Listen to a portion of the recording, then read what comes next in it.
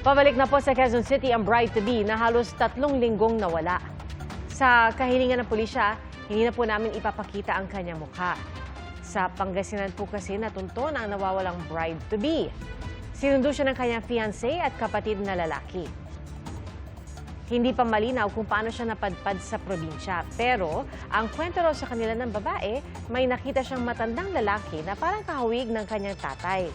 At doon daw siya humingi ng tulong at tinawagan ang kanyang cellphone. Noon na nalaman ng kanyang pamilya ang kanyang kinaroroonan. At bandang alas 9:30 ngayong gabi sila umalis pabalik sa Quezon City. Sobrang saya po. Di lang halata sa mukha.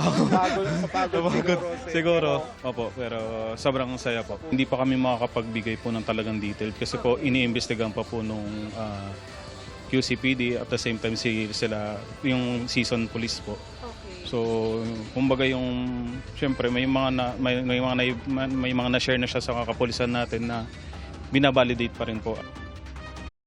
Mga kapuso, maging una sa saksi. Mag-subscribe sa GMA Integrated News sa YouTube para sa iba't ibang balita.